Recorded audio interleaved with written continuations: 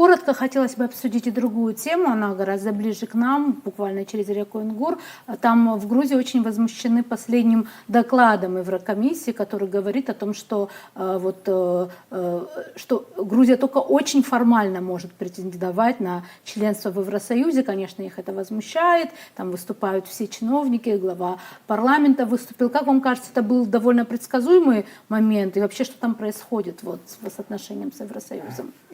Чиновникам не нравится политика Грузии по отношению и к Украине, вообще к Европе. Много претензий, которые предъявляют нынешние власти. Они говорят, что чиновники говорят, из представителей Европейской комиссии, и вот как раз в этом докладе подчеркнуто, что вот Грузия отказывается от демократии, что там идет давление на оппозицию и так далее, и так далее.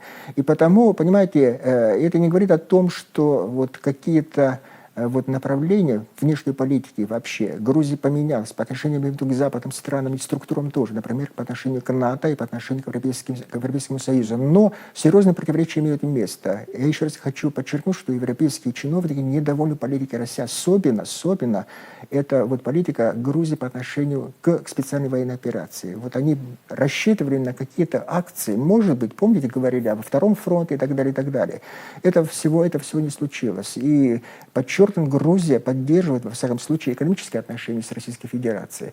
Но я не верю, что вот радикально, фундаментально какие-то изменения в внешней политике произойдет в Грузии вот по отношению к западным структурам и по отношению к Европейскому Союзу, потому что руководство, даже сам премьер-министр говорит, что мы привержены ценностям западным, мы хотим нормальные отношения установить, но они говорят в то же время, что мы не хотим, чтобы бесцеремонно в наши внутренние дела вмешивались и Европейский Союз, и вообще западные страны. Вот такие противоречия до сих пор сохраняются. Я не думаю, что, понимаете, это вот в ближайшее время, во всяком случае в этом году, или не знаю, вот какой-то вот перелом в этом отношении произойдет. Вообще, когда говорят о вступлении бывших, кроме прибалтийских стран, в какие-то европейские структуры, это под большим вопросом. Потому что практика показывает, я даже приведу пример Турции, уже десятки лет стучится в Европейский Союз, их не принимают. Хотя, между прочим, Турция является членом НАТО. Это говорит о том, что все-таки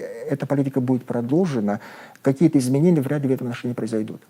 Большое спасибо, что пришли и ответили на наш вопрос. Благодарю вас.